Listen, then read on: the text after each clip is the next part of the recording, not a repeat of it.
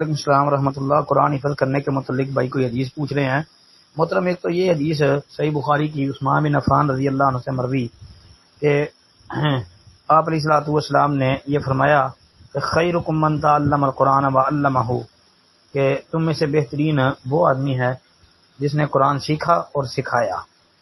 تو یہ سیکھا مطلب پہلے حفظ کیا پھر اس کو آگے سکھایا بھی۔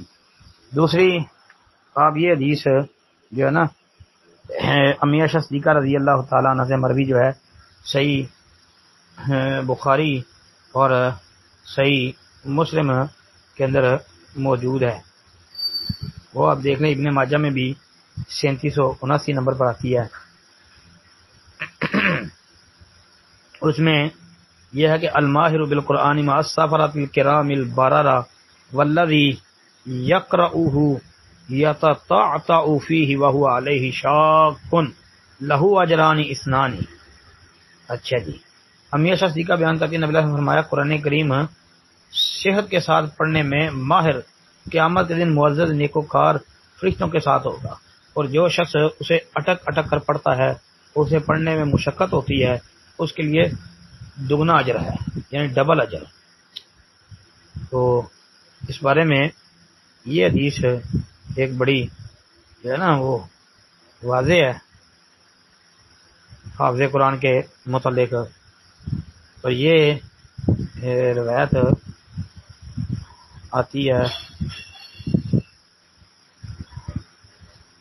صحیح بخاری کے اندر، اور امی عائشہ صدیقہ رضی اللہ تعالی عنہا سے یہ روایت بخاری میں ان لفظوں کے ساتھ بھی آتی ہے مثل الذی یقرأ القرآن وہو حافظ لہ مع السفرۃ الکرام البررہ، آگے سارے وہ الفاظ۔ تو یہ یہاں پر بخاری میں الفاظ ہیں حافظ کے، وہو حافظ لہ، تو یہ مطلب کہ جس نے قرآن کو حفظ کیا، اس کو زبانی یاد کیا، یہ اس کے متعلق حدیث ہے حافظ قرآن کے متعلق۔ اور یہ بخاری کے علاوہ صحیح مسلم کے اندر بھی موجود ہے 798 نمبر پر یہی روایت ہے۔ اس کے علاوہ بھی کئی کتابوں کے اندر یہ روایت آتی ہے۔ تو یہ اور پھر وہ حدیث بھی آپ حافظ قرآن کے متعلق یاد رکھ لیں، بڑی مشہور ہے کہ حافظ قرآن کا مقام اور مرتبہ کہ جنت کے اندر جب وہ داخل ہوگا تو اس کو کہا جائے گا کہ قرآن پڑھتا جا اور جنت کی منزلیں طے کرتا جا، یعنی پڑھتا جا اور چڑھتا جا۔ وہ پڑھتا جائے گا، تلاوت کرتا جائے گا، اور جنت کے درجے اور منزلیں وہ چڑھتا جائے گا، جہاں اس کا قرآن مکمل ہوگا وہاں اس کا ٹھکانہ ہوگا۔ یہ حدیث بھی آپ سامنے رکھ لیں۔ اب مشکات المصابیح سے فضائل قرآن کا باب نکال لیں، انشاءاللہ اس میں سے آپ کو یہ حدیثیں مل جائیں گی۔ السلام علیکم ورحمۃ اللہ وبرکاتہ۔